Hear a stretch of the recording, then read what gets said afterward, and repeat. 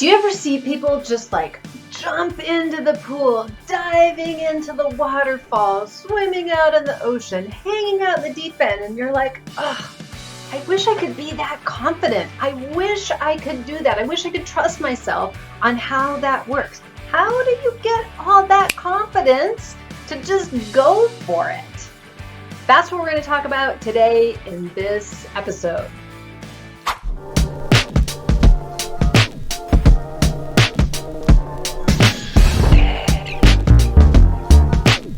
Where does confidence come from?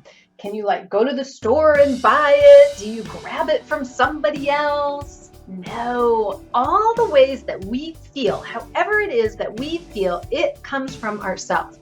Now, we might be able to borrow a little bit from somebody when we're inspired by somebody, but the truth is, at the end of the day, how we feel, it comes from within ourselves.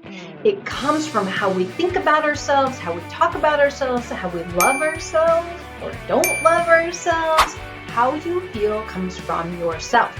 So if you want to feel confident in the water, it's not about pushing yourself to do something more than you're ready for. It starts with asking yourself, what do I feel confident in? Now, here's the tricky part that most people get hung up on when they're trying to learn to swim as an adult, is they say, do I feel confident in? And they do something that they want to feel confident in.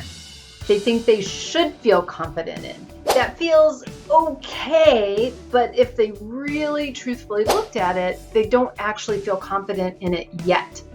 And the hope is, the idea is, if I just keep doing it, then eventually I will feel confident. How it really works in swimming is that whatever you're feeling right now, if you keep focusing on that and that way of being as you're practicing a skill, that is the way of being you're going to grow. So we have to roll back to see what is something that I actually do feel confident. And confident is like, I know I am safe.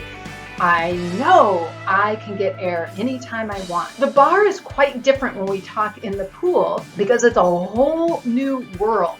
It's like you're on the moon. If you go to give a speech somewhere, and you might not feel confident on the stage, but you can roll back and say, well, I feel confident talking to my very best friend, maybe not to a group of strangers, but then you can kind of roll from there. Well, I feel confident about talking to 2 people at once.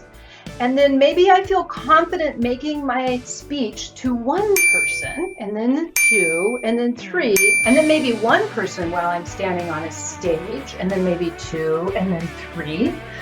We build confidence from starting from a place of confidence. There was a whole process of being confident in how to speak. You just don't remember it. You got it so long ago.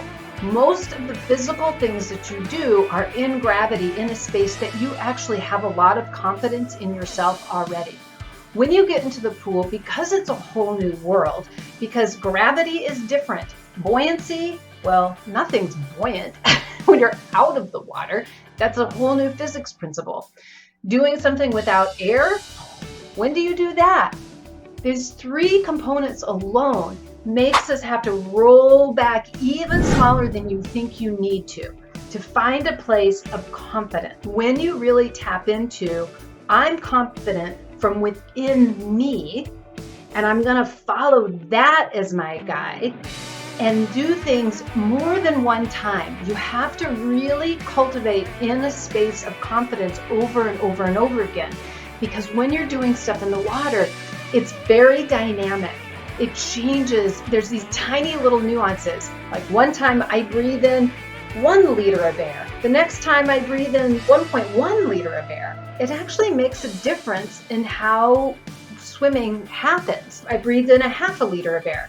Now, by the way, I don't know if that's actually how much our lungs take in. I'm not a scientist, but you get the idea that you're going to change how much air you come in, but we don't have a little measure gauge to say, okay, I need to do 1 liter every time. No, you're going to do it slightly different every single time.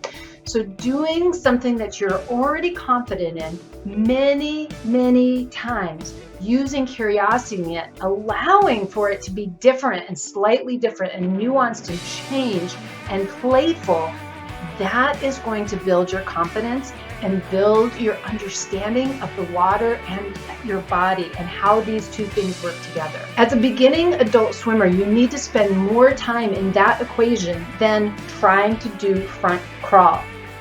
If you're trying to do front crawl, but it's on top of not being confident, not understanding the water, and not understanding your body in the water, you're just going to perpetuate whatever that overwhelm, confusion, not trusting, tired feeling that you're getting out of front crawl. We've got to build the foundation first. If you want to know more about building that foundation, start with the free class down below. Make sure you click and subscribe. I'll see you next time. Aloha!